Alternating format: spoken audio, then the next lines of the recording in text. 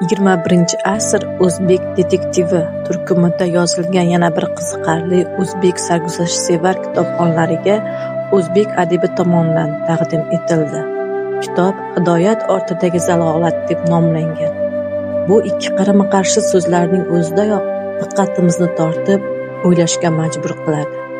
Asar bosh qahramoni, bosh prokuratura tergovchisi Sanjarbek Toshkent viloyatida sodir etgan mudhish qotillikni fosh etishga kirishadi. Ammo o'ta puxta o'ylab qilingan jinoyatni ochish oson kechmaydi. Kitobni o'qish jarayonida o'quvchi tergovchining ishi naqadar murakkab ekanligini his eta boshlaydi. Voqealar ichiga kirgach, Sanjarbek bilan birga o'ylanadi, izlanadi, qiynalib, iztirob chekadi. Komil Sindarovning avvalgi detektiv asarlaridan farqli o'laroq, kitobdagi voqealar asosan dinni niqob ostida kechadi. Dinning muqaddasligini mentalitetimizga singib ketganligi uchun hidoyat ortida yashiringan zalolat qa'ridagi manfur kimsalarning jinoyatlarini fosh etish oson kechmaydi.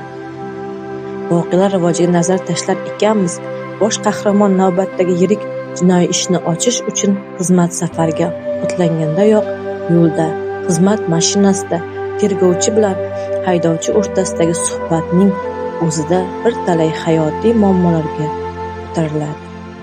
Detektiv janri adabiyotning nasrdagi boshqa janrlardan farqli o'laroq voqea qiziqarli mavzu.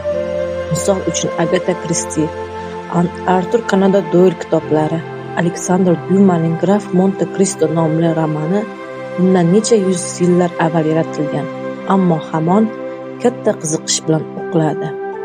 Hidoyat ortidagi zalolat kitobi ham ana shunday kitoblar sarasiga kirsa ajab emas.